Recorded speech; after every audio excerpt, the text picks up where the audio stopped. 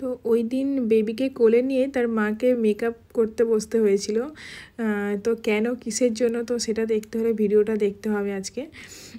তো ওই দিন কাজ ছিল আমার 15ই আগস্ট। তো আমি মানে দুপুরবেলা ক্লায়েন্টকে রেডি করে দিতে হবে, তো সেই জন্য আমি খুব সকাল সকাল বেরিয়ে পড়েছিলাম। তো আমার লোকেশান ছিল নিউ টালিগঞ্জ। তো আমি এখানে বেরিয়ে পড়েছিলাম এবং তারপর আসতে আবার চা বিস্কিটও খেয়ে নিয়েছিলাম।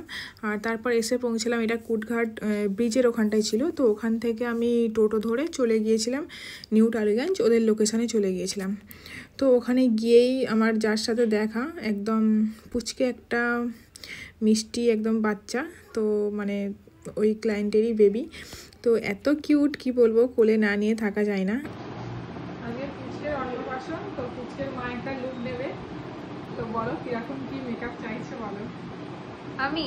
আমি তোমার উপরে রেখেছি, তুমি যেভাবে সাজাবো সেভাবে আমি ভালো লাগবে আমার।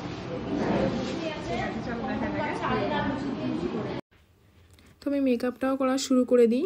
তো ওর মুখের স্কিনে দেখো বিভিন্ন জায়গায় একটু পোড়া পোড়া দাগ আছে। তো ও আগের দিন কি করেছে জানি না, বলছে স্ক্রাব করেছিলাম। তো স্ক্রাব করলে কি এরকম হয়ে যায় জানি না, তো কোথাও কোথাও পুড়ে পুড়ে গেছে। তো ওই দাগগুলো ও হাইড করতে বলেছিল। তো তার জন্য আমাকে মানে মেকআপটাও একটু বেসটা একটু হেভি করতে হয়েছিল, যাতে এগুলো বোঝা না যায়।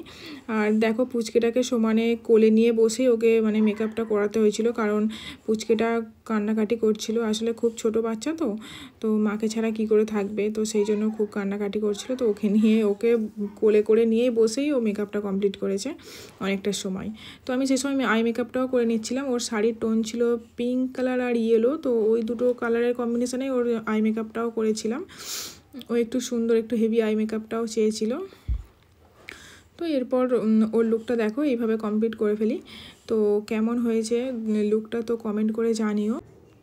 আর এই রকম ভিডিও দেখতে আমার পেজটাকে ফলো করে রেখো। তো টাটা সবাইকে, বাই বাই।